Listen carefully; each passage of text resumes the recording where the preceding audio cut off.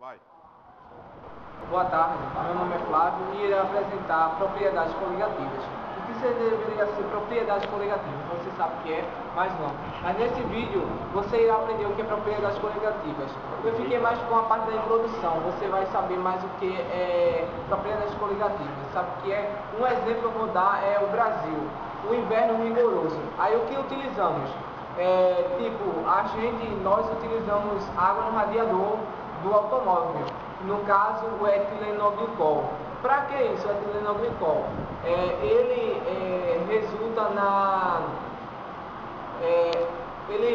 eleva o ponto de ebulição da água no radiador e evita-se assim que a água no radiador entre em ebulição.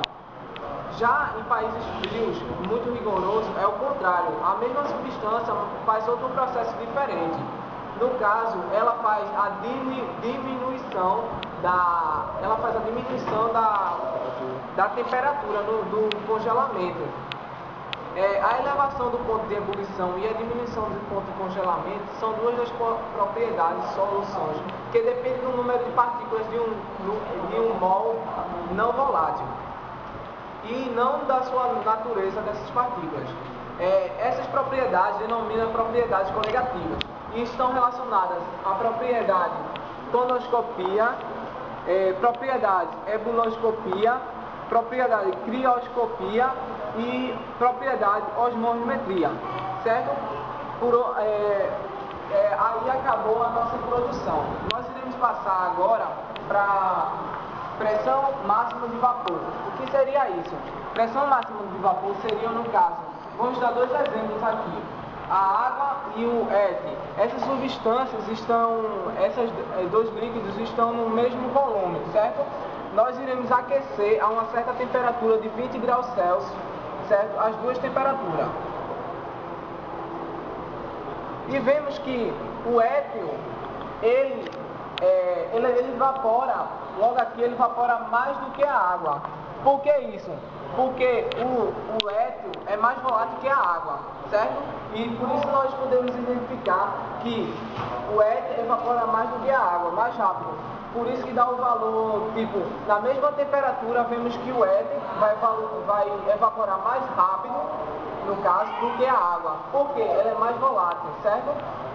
Isso é volatilidade, aonde ela chega a uma certa temperatura de 442 milímetros de mercúrio, certo? E aqui a água chega a 17,5 milímetros de mercúrio, certo? A uma certa temperatura de 20 graus Celsius. Com isso, podemos identificar a diferença da evaporação da água para o éter, que o éter é mais volátil que a água, no caso. Por isso, podemos identificar, certo? Por hoje é só e espero que vocês tenham gostado dessa aula.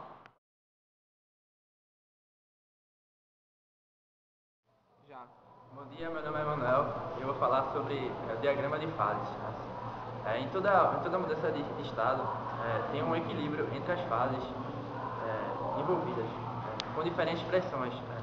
Essas mudanças de fases ocorrem em diferentes temperaturas. Os três estados físicos podem coexistir em equilíbrios, em certas condições de pressão e temperatura. É o chamado ponto triplo. O ponto triplo é característico de cada substância ou solução. O gráfico mostra as condições nos quais uma fase pode ser transformada em outra, que é conhecido como diagrama de fases, como mostra o gráfico. Cada uma dessas curvas indica as condições de pressão e temperatura na quais uma substância existe em um único estado físico. O ponto determinado pela interseção de três linhas é o ponto triplo, que indica uma condição única de pressão e temperatura, na qual encontramos as três fases em equilíbrio.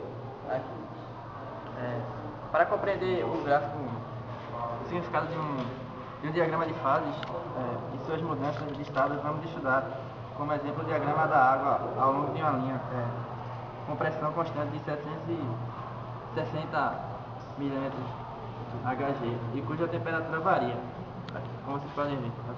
Indica uma condição única de pressão e temperatura, na qual as três fases se encontram em equilíbrio. A pressão constante de 760 e cuja temperatura varia.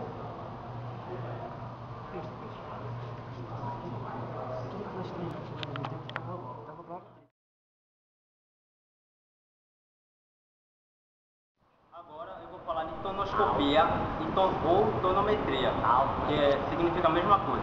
Tonoscopia estuda o quê? É o estudo da diminuição da pressão máxima de vapor de um solvente quando ele é adicionado um soluto não volátil. Vamos tomar como exemplo, pegando o quê? Um copo com água. Se você pega um copo com água e deixa lá na mesa ou no cantinho da sala, ao passar do tempo, o nível da água vai fazer o quê? Vai baixando. Aí vai chegar um dia em que o copo vai secar completamente. Aí podemos concluir o que com isso? Que a água simplesmente evaporou. Mas o que é que acontece se o meu copo estiver fechado? Vamos pegar um exemplo.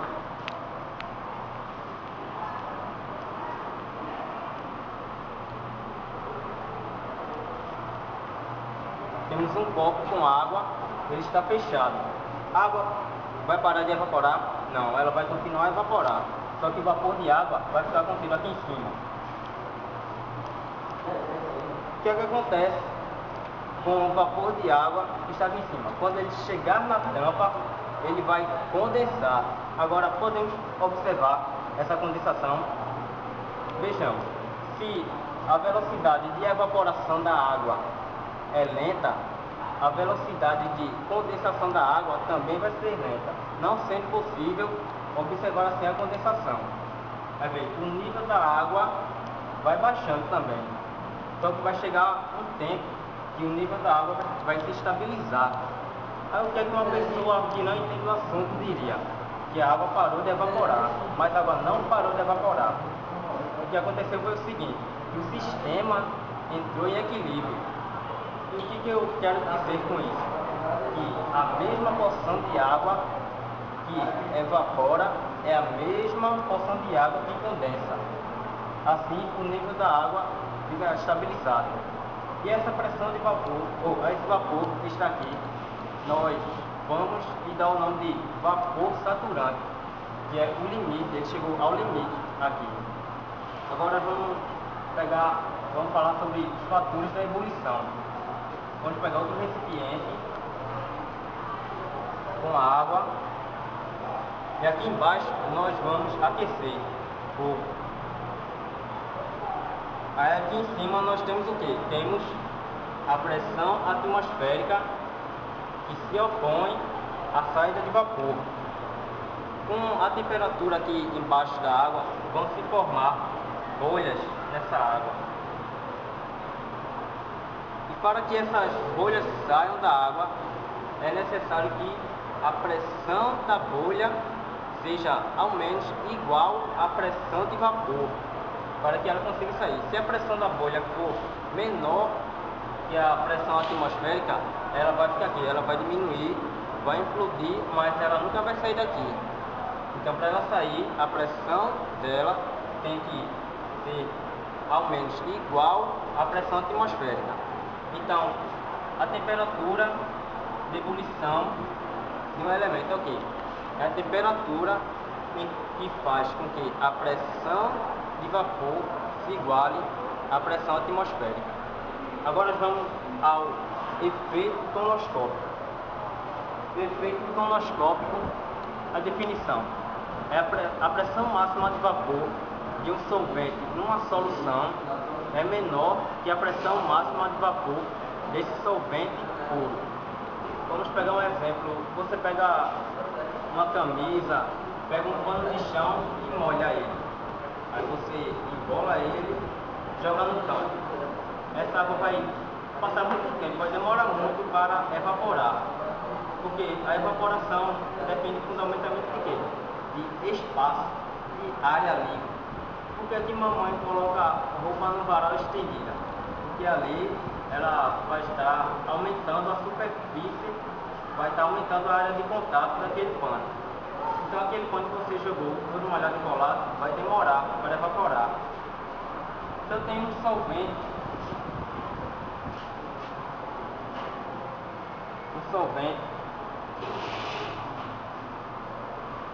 puro, a pressão de vapor dele vai ser maior do que um solvente com um soluto diluído. Porque se eu tiver um soluto aqui, vamos tomar como exemplo NaCl, eu não vou estar vendo, mas as partículas do soluto vão estar lá no meio e também vão estar ocupando a parte superior da água.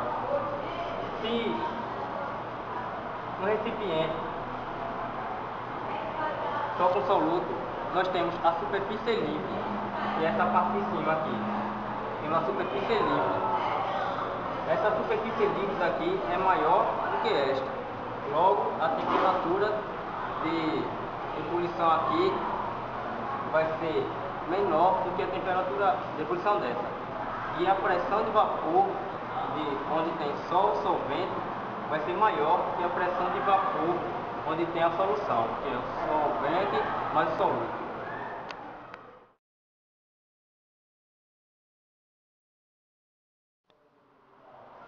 Bem, gente, eu vou dar continuidade ao assunto de tonoscopia. Eu vou falar um pouquinho sobre esses gráficos aqui e um pouquinho sobre a constante tonoscópica, certo? Vejam só, aqui nós temos alguns líquidos voláteis, mais voláteis do que a água. Então observamos o seguinte, que o éter é mais volátil do que a água e mais volátil do que o álcool. No caso, a curva dele é maior, entendeu? Então a pressão máxima do éter, a pressão máxima de vapores do éter é maior do que a do álcool e da água. Consequentemente, a do álcool é maior do que a da água, entendeu? Então vejamos aqui. Aqui nesse gráfico, podemos observar que quando dissolvemos um soluto não volátil em um líquido, a pressão máxima nos vapores desse líquido diminui. Ou seja, nós podemos observar o seguinte. Aqui temos a curva do solvente, certo? E a curva do soluto. E essa parte aqui é o abaixamento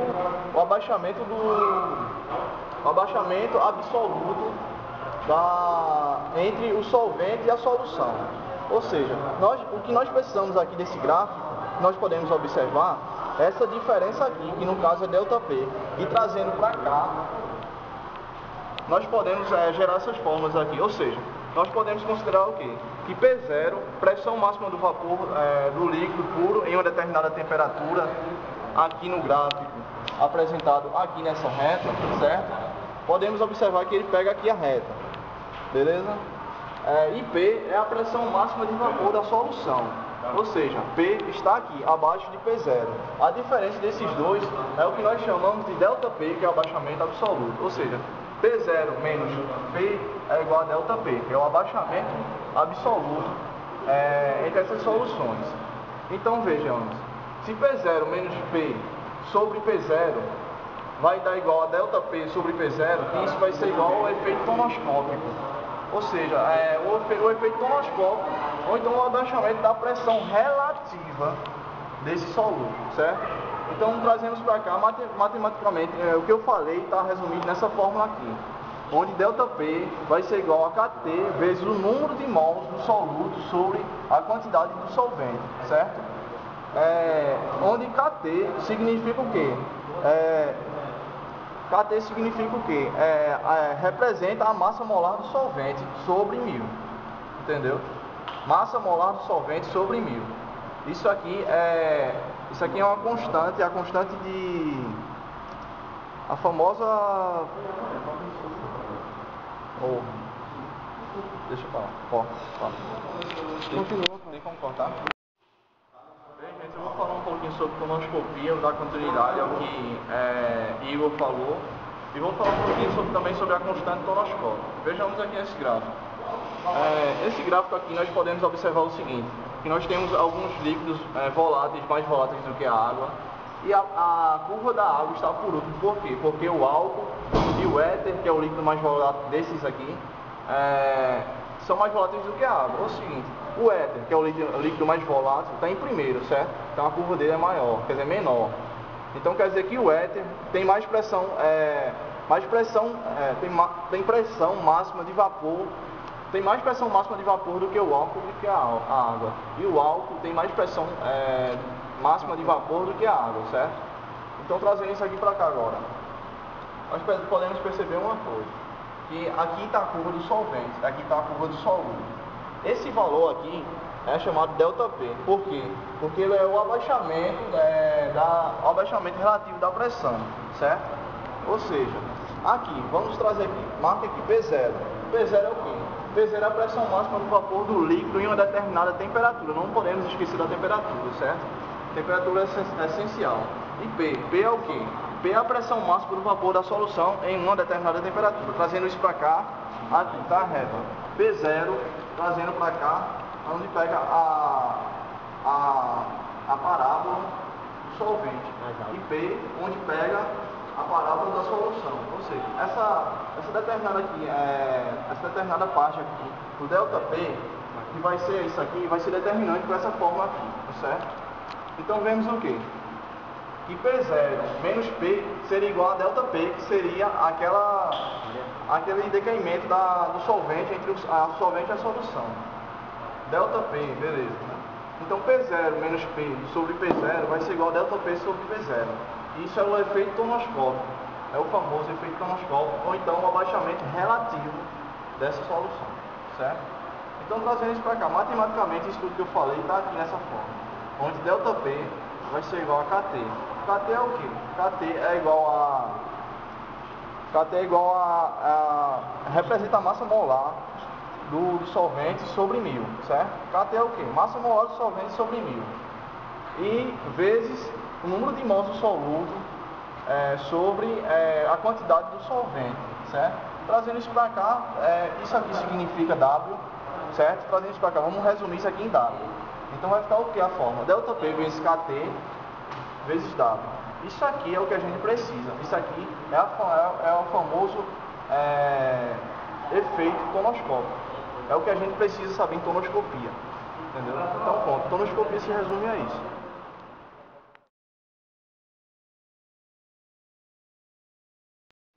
Boa tarde, meu nome é Jonas. Eu vou falar hoje sobre a embrioscopia e a crioscopia. O que é a crioscopia? A crioscopia estuda o abaixamento da temperatura de uma solução que é causada pelo soluto. Por que pelo soluto? O soluto dificulta a cristalização do solvente, ou seja, não chega ao ponto normal da fusão. Vamos observar aqui o gráfico, que na água pura, o H2O, o solvente, ela chega no ponto de congelamento a 0 graus Celsius, no estado normal. Já ela, com uma solução, com um soluto, ela tem uma variação que diminui o ponto de fusão dela, que chega a menos 1,86, ou seja, houve uma variação de 0 para menos 1,86. Isso vai depender do número de partículas do soluto. Quanto mais o soluto, mais menor o abaixamento da temperatura. Vamos ver a questão do ΔTc. O que é o ΔTc? É a variação da temperatura de congelamento. Como podemos calcular esse ΔTc? O ΔTc vem da fórmula Kc vezes W vezes I. O que é o Kc? Kc é nada mais nada menos que a constante de congelamento. Cada soluto tem sua constante. O W será a molaridade da solução. E o I é o fator de Van Hoff, que é calculado por essa segunda fórmula, que é o fator de Van Hoff é igual a 1 mais alfa vezes Q menos 1. Já a ebullioscopia é diferente, é o inverso. É justamente o aumento da temperatura de ebulição por conta do soluto também. Observando o gráfico, nós podemos observar que a água a 100 graus Celsius está entrando em ebulição. Isso num ponto normal, sem soluto. Quando é introduzido um soluto, o ponto de ebulição dele aumenta, vai para 100,52 graus Celsius. Por que isso ocorre? Por conta da diminuição da pressão de vapor que os números das partículas do soluto envolvem na solução. Ou seja, quanto maior o número de partículas de um soluto numa solução, maior o ponto de ebulição. E é assim que eu fecho hoje com... Espero que eu tenha passado essa mensagem bem legal.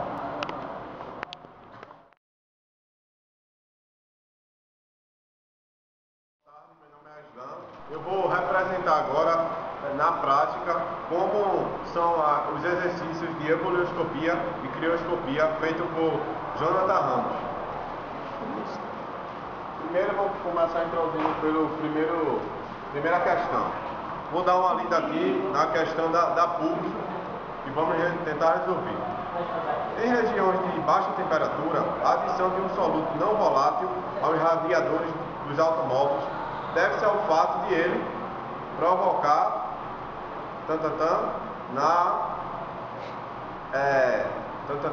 do solvente existente nos mesmos.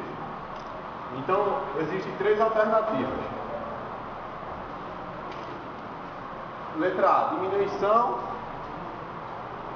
temperatura de solidificação. Letra B, aumento, temperatura de congelamento. Letra C, diminuição, temperatura de ebulição. Como ele falou, a questão falou que em regiões de baixa temperatura, o solvente, nesse caso, o que é que ia acontecer com o solvente? Segundo o estudo da ebullioscopia, ia ocorrer a diminuição na temperatura de solidificação desse solvente.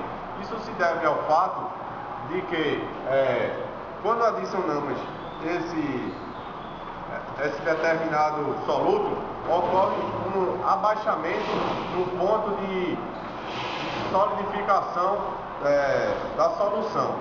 Isso é uma característica da crioscopia. Então, a resposta certa é a letra A.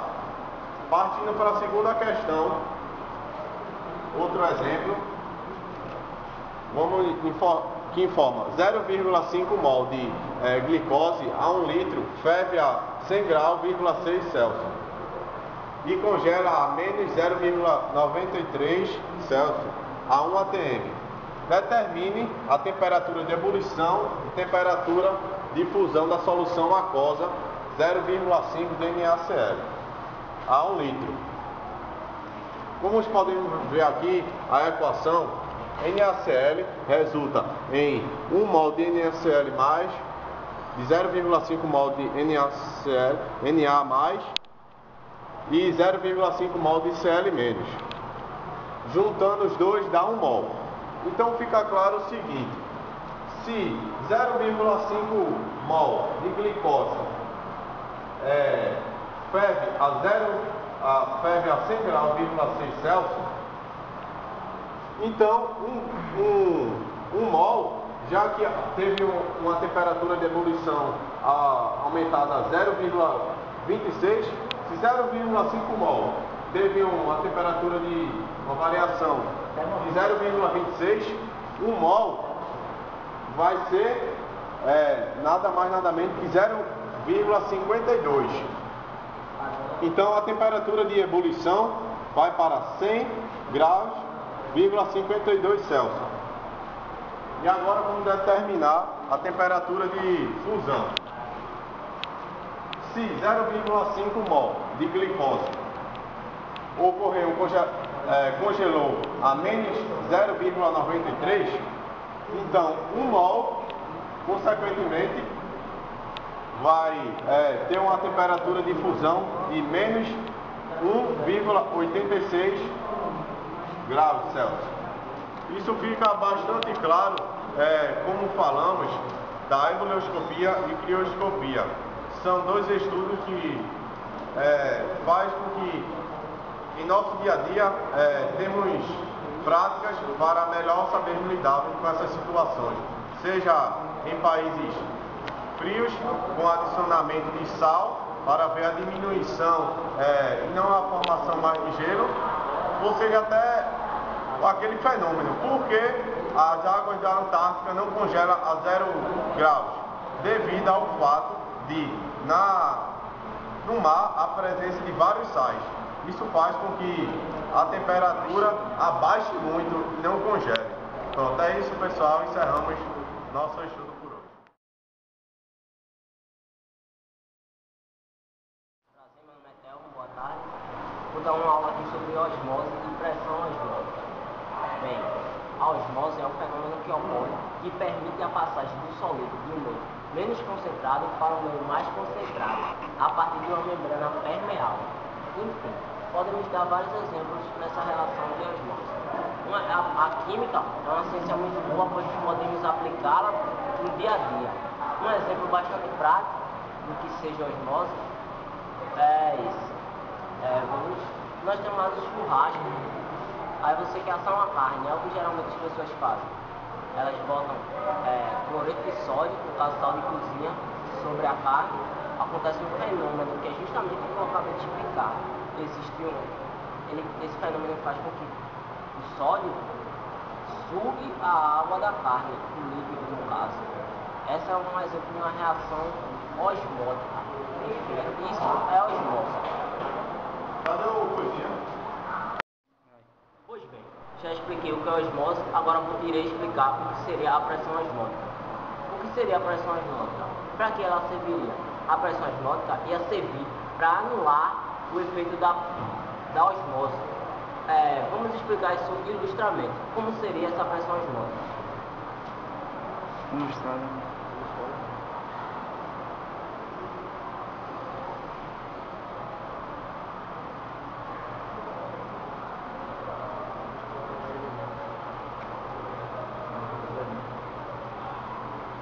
Como eu já disse antes, no caso essa barreira aqui ia ser de um elemento semipermeável, como temos vários exemplos, como até o papel celofane poderia ser um.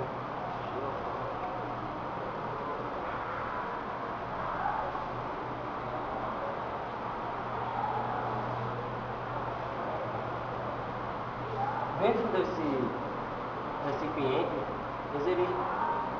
existiria o mesmo produto, existiria a mesma de concentração diferente, mas o mesmo elemento químico ia compor esses dois líquidos.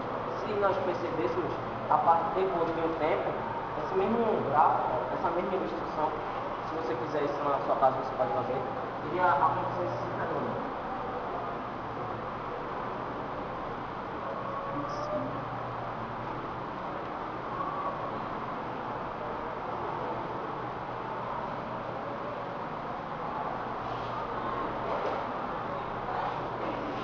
Ou seja, o que ocorreu aqui? As moléculas do tal elemento, composto químico, foi impulsionada, de acordo com o fenômeno osmose, a se locomover para o outro lado, criando assim uma pressão exercida sobre esse recipiente. Então, o que seria a pressão osmótica? Ocorreu o fenômeno osmose. O que seria essa pressão? Nós teremos que aplicar uma determinada força ou pressão sobre esse lado para haver uma neutralização desse fenômeno. Isso que realmente seria a pressão osmótica. Pois bem, já expliquei o que é osmose e o que é a pressão osmótica, que seria a pressão que devemos atuar para haver um equilíbrio das moléculas dentro de uma solução. Pois bem, vamos aos exercícios. Um exercício composto da Faculdade de Engenharia Industrial de São Paulo. Deixa eu ler aqui para vocês. Uma salada de alface foi temperada com uma solução de vinagre e sal. Após um certo tempo, as folhas de alface murcharam. Esse fenômeno chamamos de... O fenômeno que fez com que a folha de alface murchasse dentro daquela solução estabelecida é chamado de osmose. Por que osmose? Porque existe uma concentração dentro da solução de água vinagre,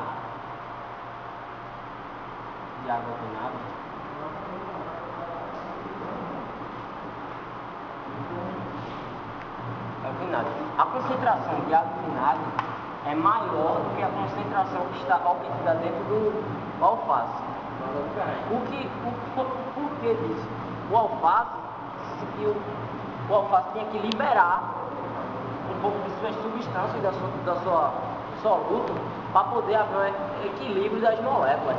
Então a resposta certa era osmose. Por quê? Porque o alface precisou de liberar suas substâncias, por isso murchou, porque teria que se equilibrar dentro do contexto aí. Então, obrigado, peço desculpas por não fiz uma aula tão boa, mas obrigado.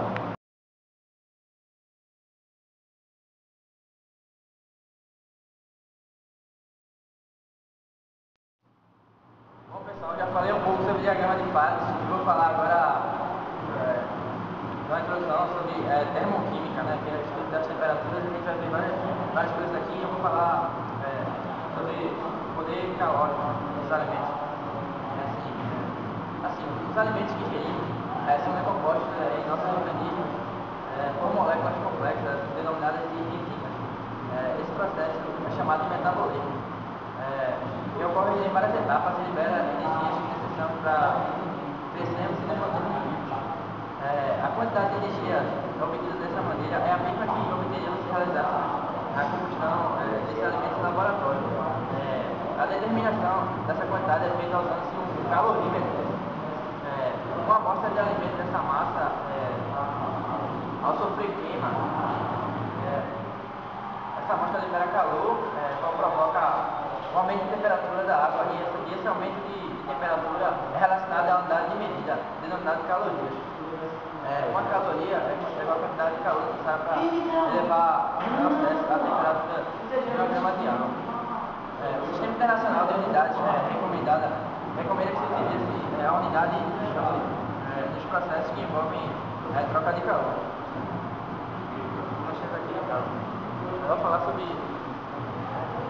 Agora eu vou falar sobre o poder calórico dos alimentos, né? Uma alimentação saudável deve conter proteínas, carboidratos, vitaminas, sais minerais, fibras vegetais, e uma dieta balanceada. A quantidade de energia obtida na alimentação ingerida deve ser igual ao necessária para a manutenção do nosso organismo. Portanto, os alimentos são a fonte de energia necessária para manter os processos vitais, a manutenção de temperatura corpórea, os movimentos musculares e a produção de novas células. Se ingerirmos uma quantidade de alimentos superior à nossa necessidade, o excesso será transformado em tecido gorduroso, né, adiposo, provocando um aumento de peso. Os valores energéticos dos alimentos são estimulados em função das suas porcentagens em carboidratos, proteínas e gorduras. Uma dieta balanceada deve ser constituída por alimentos ricos em carboidratos, proteínas e gorduras, os quais devem ser consumidos em diferentes proporções. Uma pessoa de 70 quilos, a necessidade diária desses alimentos são aproximadamente 56 gramas de proteínas, 72 gramas de gordura e 360 gramas de carboidratos. Fala mais alto. Vou falar também sobre um pouco sobre processos exotérmicos e endotérmicos. Processo exotérmico é aquele que ocorre com liberação de calor. Já o processo endotérmico é aquele que ocorre com a absorção do calor. Mas eu só vou falar só isso mesmo, Isso foi a introdução, tá? só a introdução dos processos exotérmicos e endotérmicos. Depois o nosso grupo vai continuar com esse assunto.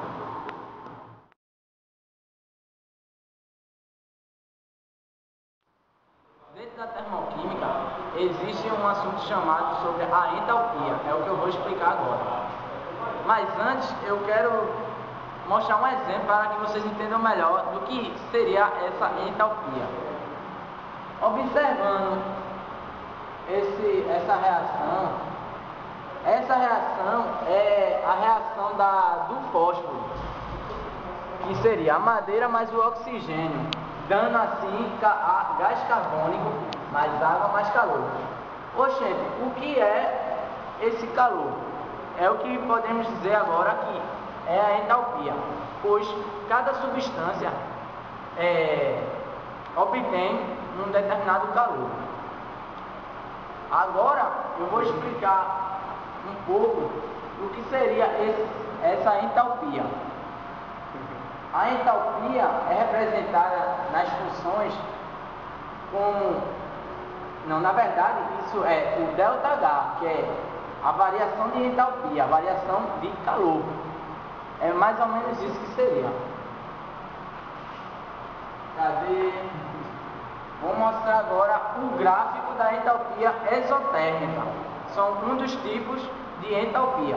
O que é a entalpia exotérmica? É justamente a liberação de calor quando há a reação química. Vou mostrar agora um gráfico que revela isso. Vamos observar. Aqui é a entalpia do reagente. Como assim a entalpia do reagente? Seria aqui, isso aqui.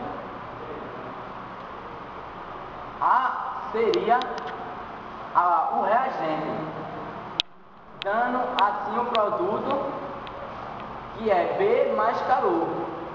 É justamente esse B mais calor que está liberando a entalpia, está liberando o calor.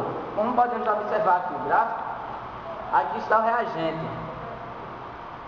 Durante a reação, há a liberação de calor. Por isso, o ΔP, que é a entalpia do produto, irá diminuir. Ou seja, o ΔH vai ser menor que zero, ou seja, negativo. Ou seja, entalpia exotérmica já está dizendo, vai liberar calor. Ou seja, se está liberando, o ΔH vai ser negativo. Agora eu vou falar sobre a entalpia endotérmica. O que seria a entalpia endotérmica? Endo já está dizendo, está absorvendo, está puxando para dentro. O que ocorre, observando esse gráfico, é que a entalpia do reagente segue a um ritmo e quando está se reagindo, ele há um acréscimo, um crescimento nesse gráfico, dando assim o produto. Esse acréscimo é justamente a absorção de calor, ou a absorção da entalpia. É justamente ΔH vai ser maior que zero, ou seja, vai ser positivo. Quando for positivo, já implica dizer que é endotérmica. Podemos observar aqui em uma função. Aqui é o reagente, essa parte seria o reagente que é A mais calor, ou seja, A mais calor já está dando um acréscimo, vai dar B, ou seja, esse calor foi absorvido com A, junto com A, para dar B, ou seja, foi absorvido. E é basicamente isso. A entalpia, resumindo o assunto, a entalpia é dividida em dois tipos, na endotérmica e na exotérmica, que é justamente endotérmica, a absorção de calor, o ΔH é positivo, e exotérmica, que o ΔH é negativo.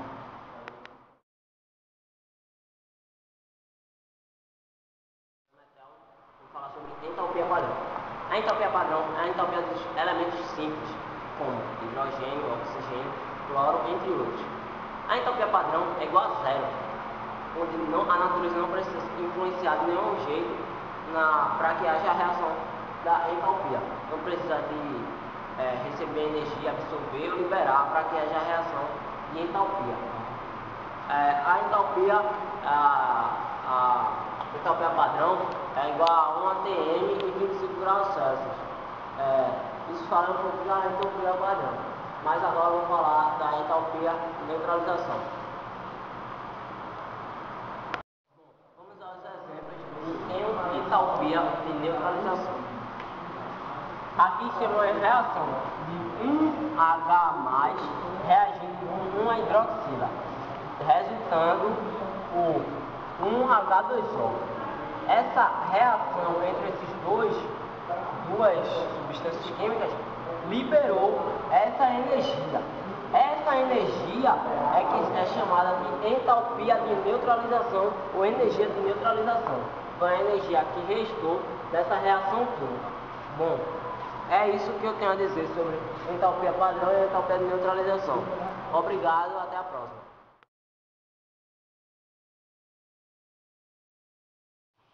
Eu vou falar agora das equações termoquímicas. Como é que devemos exemplificar as equações termoquímicas? Devemos primeiro colocar os reagentes antes da seta e o produto depois da seta. E além disso, nós temos que exemplificar os estados físicos dos elementos químicos que vai estar no processo químico em andamento. E também temos que indicar o ΔH, a variação desse processo. Um exemplo aqui. Exemplo, um carbono grafite. Esse grafite está exemplificando o estado físico do carbono. Um carbono grafite reagindo com um O2 gasoso. Esse G aqui é gasoso, está exemplificando o estado físico do oxigênio. Reagindo, produz um dióxido de carbono gasoso. Aqui também é um gasoso. O dióxido de carbono está gasoso, mais alto. É aqui a variação de entalpia, que é menos 394 kJ. Ou seja, liberou calor exotérmico. E além disso, para a equação termoquímica ficar mais completa, é dada a temperatura em que o processo está ocorrendo e a pressão. Exemplo aqui, 25 graus Celsius e a 1 atm.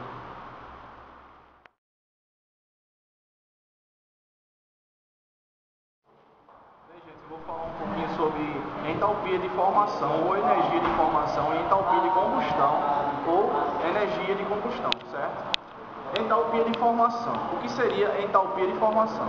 Entalpia de formação ou energia de formação o calor liberado para a transformação de um mol de uma substância simples a partir das suas substâncias simples. Ou seja, eu vou dar um exemplo aqui para vocês entenderem melhor, certo? Aqui nós pegamos o quê? Pegamos um mol de hidrogênio, certo? Que é H2, gasoso. Lembrando disso aqui, é importante você citar se ele é gasoso, se ele é líquido ou se ele é sólido, porque isso aqui resulta é um fator primordial para você saber a entalpia, certo? Pegamos aqui um mol de hidrogênio gasoso mais meio mol de oxigênio gasoso, certo? Isso resultando no produto de H2O, ou seja, água normal, sendo que líquida, tá bem? Lembrando que é líquida. Ou seja, para formar essa água, esse H2O, foi necessário liberar a entalpia de menos 68,3 kJ, certo? Então vejamos o seguinte, que para isso aqui acontecer, para essa transformação acontecer, foi necessário liberar isso aqui, a entalpia, beleza? Vamos fazer agora a entalpia de combustão. O que seria entalpia de combustão? Entalpia de combustão é energia de combustão é o calor necessário para queimar um mol de qualquer substância simples. Isso é bem simples. Veja só, eu peguei aqui um exemplo de etanol, certo? Etanol é C2H6O. Líquido, lembrando que é líquido, mais 3 moléculas de oxigênio, que é O2 gasoso, certo? Gasoso. Esse reagente aqui, reagindo, vai formar esse produto, que vai dar 2 moléculas de CO2, ou seja, gás carbônico gasoso, mais 3 moléculas de água, H2O, líquido, certo? Para a formação desse produto aqui, foi necessário liberar a entalpia de menos 326 kJ por mol, certo? Lembrando que quando isso aqui reagiu, liberou esse calor aqui, dando a formação desse produto aqui, certo? Então, entalpia de formação e entalpia de combustão é isso. Espero que vocês tenham assimilado bem o assunto e a gente se vê na próxima.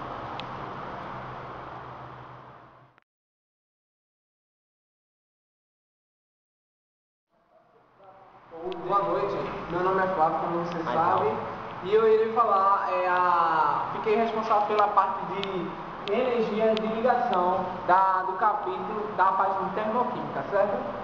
E o que seria energia de ligação? É a energia absorvida na quebra de 1 mol de ligação no estado gasoso a 25 graus Celsius a 1 átomo, certo?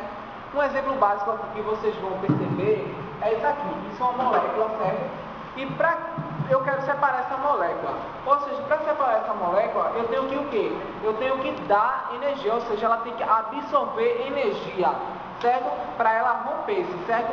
Então, ela tem que absorver energia. Isso é um caso de endotérmica, ok?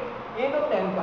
Quando esse átomo absorve energia, ele automaticamente, quando entra energia, ele fica agitado e faz com que essa agitação se rompa a ligação, ficando assim 2 átomos de ar, né? No caso, eu não representei por A. Então, assim, 2 átomos de ar, certo? E delta H é igual a mais X, que é o valor, ou seja, um valor de quê? De quando eu separo, eu absorvo energia, certo? Eu absorvo energia. Então é quilojoule, ou seja, delta H é igual o número de moléculas de Kelvin, certo? Agora, eu lhe pergunto, Flávio Alcioli, como eu faço para juntar essas moléculas novamente? É fácil. É o seguinte, já que eu tive que dar energia a essa célula em um processo de endotérmico, ou seja, eu tenho que liberar calor, ou seja, liberar energia, no caso. Quando eu libero, eu junto elas, ou seja, quando elas juntam, elas se acalmam, as moléculas se acalmam, elas são dispersas, elas começam a se acalmar e começam a se juntar. Ou seja, isso é exotérmica. Por quê? Porque a retirada de calor, ou seja, a retirada de energia, certo? Então damos por um processo negativo, que é a retirada. Delta H é igual a menos X KJ. Vamos dizer que isso é um valor de 100, ou seja, liberou 100 no caso, né? Liberou 100 de energia, vamos dizer, ou representado por número. Bom, outro exemplo que eu vou dar aqui é o seguinte. Aqui é uma molécula de gás hidrogênico, ou seja, esse aqui é uma molécula só, né? E como eu faço para separar essas moléculas? Como eu já lhe disse, para separar a molécula, eu tenho que dar energia a ela, ou seja, dar calor. Quando eu dou, é um processo de entrar, ou seja, ela está absorvendo calor, no caso, é endotérmica, certo? Desculpa aí. Endotérmica. Então, quando ela absorve calor, ou seja, as moléculas ficam agitadas e começam a romper a ligação, ou seja, elas se separam, elas ficam dispersas, certo? Aqui vamos dizer que seja delta H delta H igual a mais K360, ou seja, ela teve que absorver 436 quilojoule, desculpa. Aí, ou seja, eu lhe pergunto, como é que eu faço para ela juntar novamente? Ou seja, já que eu tive que absorver, ela teve que absorver mais 436 kJ, ou seja, aqui é o seguinte, como elas estão dispersas, né? Elas estão dispersas, elas vão ter que se juntar. Para juntar, elas têm que retirar energia, ou seja, a mesma quantidade que entrou, ela vai ter que retirar, ou seja, ela vai ter que retirar, certo? Então vai ficar assim.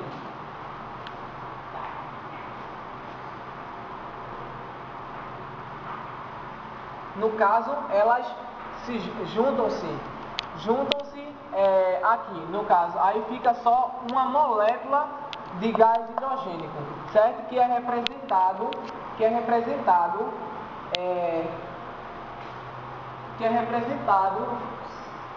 aqui como A delta H igual a menos 436 kJ. Ou seja, para juntar novamente, como você disse, ela tem que retirar energia, retirar calor. Então isso é um processo exotérmico. Ou seja, ela vai menos 436 kJ, ou seja, ela retirou para poder juntar. Outros exemplos aqui é o do um átomo um átomo de hidróxido de cloreto. Hidróxido de cloreto. Um átomo de hidrogênio de cloro. Um átomo de hidrogênio de cloro. Aqui elas estão ligadas, né? Então, para separar, como eu disse, eu preciso absorver energia. Ou seja, absorver energia nesse átomo aqui. Certo? Ele absorveu energia nesse átomo. Com isso, eles fazem com que esse átomo fiquem agitados e rompam-se, certo? E ficam dispersos. Eles, quando entra calor, quando entra energia, eles ficam agitados, como eu já lhe disse, e rompam-se e ficam dispersos. Nesse caso, eles ficam, vamos dizer que aqui seja ΔH igual mais 341,8 kJ, certo? Agora, para juntar esse negócio, para juntar essa molécula, é o seguinte, é só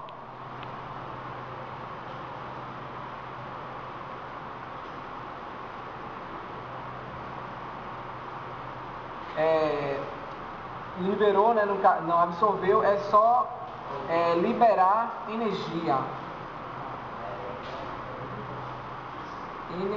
Ou seja, quando ele libera energia, ele tem que liberar a mesma quantidade que ele absorveu. Não foi ele não absorveu mais 341,8, ou seja, ele tem que liberar energia menos 341,8 kJ, certo?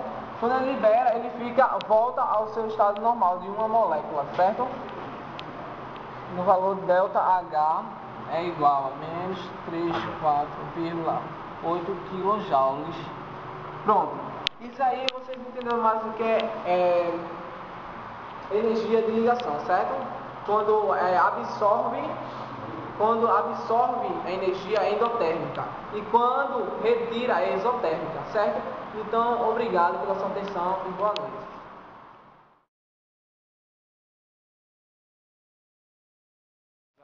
Boa tarde, meu nome é Aslan, eu vou falar sobre um processo subdivisório da termoquímica. A lei de Hess, conhecida, formulada por um químico suíço, é uma lei experimental que estabelece a variação de entalpia, ou seja, o calor absorvido ou o calor liberado por uma determinada reação. Isso depende apenas, exclusivamente, dos estados iniciais e finais do processo. Pronto, para. Generalizando, para determinar a variação de entalpia, não importa por quantas etapas serão passadas. Só depende do estado inicial ou final desse processo. As leis de Hess têm algumas consequências e algumas observações. As equações termoquímicas envolvidas, ela pode ser somadas algebricamente ou invertidas. Quando elas são invertidas, a variação de entalpia, ela é mudado o sinal. Se for menos, fica mais. Se for mais, fica menos. Isso é bastante importante para determinar a variação final de entalpia de uma determinada equação termoquímica envolvida em uma atividade. Aí para aqui.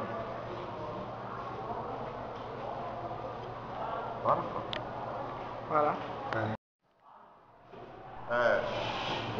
Bom, eu vou continuar agora dando um exemplo prático da lei de Hess. Observamos aqui um problema envolvendo duas equações termoquímicas, onde dá a variação de entalpia de uma e da outra. O objetivo desse problema é descobrir a variação de entalpia da terceira equação. Bom, agora eu vou demonstrar como faz isso. Primeiro temos que ver a terceira equação, que representa A mais B, resultante não C.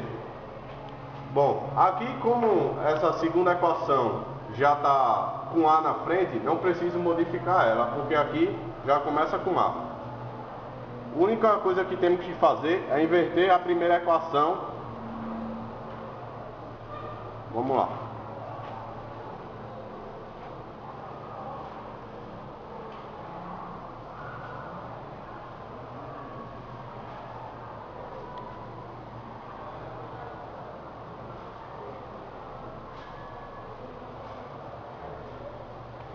Pronto, depois que invertemos, vamos simplificá-la.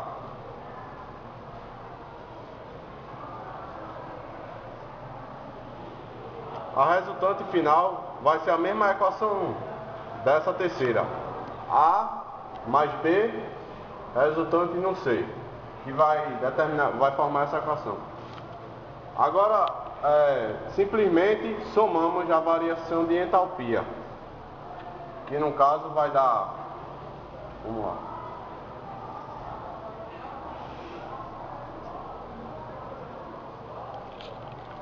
subtraindo, vai dar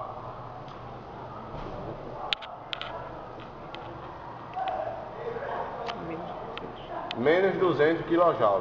Essa é a variação de entalpia final.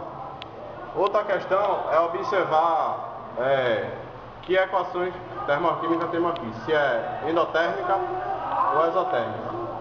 Essa primeira equação aqui, como ela é mais 300 kJ, ela teve que receber calor, então vai ser uma equação termoquímica endotérmica. A segunda vai ser exotérmica, porque ela ocorreu a liberação, e a última também vai ser exotérmica, porque ela liberou 200 kJ. Pronto, é isso, pessoal.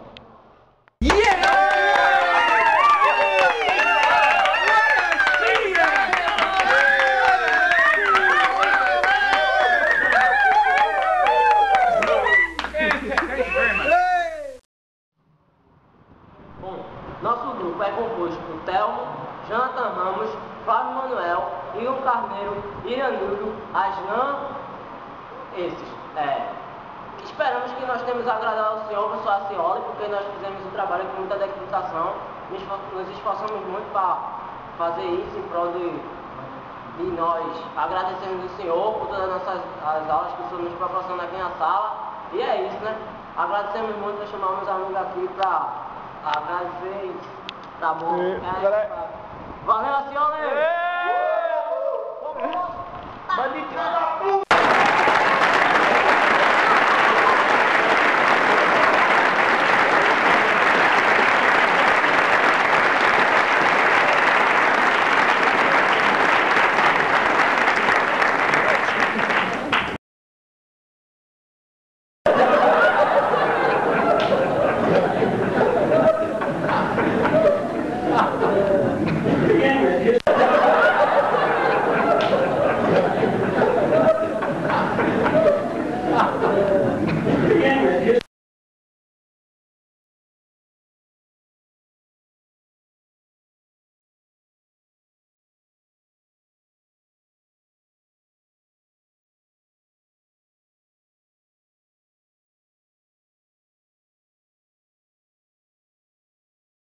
Tá gravando.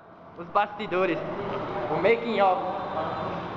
O making off aqui, o pessoal aqui, Rambo, Igor Carneiro e Flávio Manuel. Aqui o making off. Felizmente, alguns já foram embora, né? Alguns não, né? Só Aslan, que infelizmente teve que sair mais cedo, porque ele tem curso agora e só ficamos nós aqui. Mas ele já fez a parte dele. Agora aqui ainda tem Iranildo e Jonatas. Todo mundo, dá um oi pra gente aí, Jonatas. Todo mundo aqui, Iranildo concentrado. Fala aí, Iranildo. Ei, a senhora vai ver isso, tá ligado? A senhora vai ver isso. Aqui, ó, vai ver? Bota o negócio preto na frente, na tarja preta. Agora, aqui. Thelmo B-Boy. Thelminho B-Boy. Tá concentrado também estudando aqui. Me ajudou bastante aqui no vídeo. Olha. Tá todo mundo prestando de nota. Todo mundo virado aqui. As moléculas, eu preciso liberar, sugar e absorver. Possa mover o modo É liberada ou absorvida para fazer com que um mol de hidrogênio reaja com um mol de hidrogênio. Pense uma turminha estudiosa. Então, Vai, dialoga aí, essa porra aí, vai.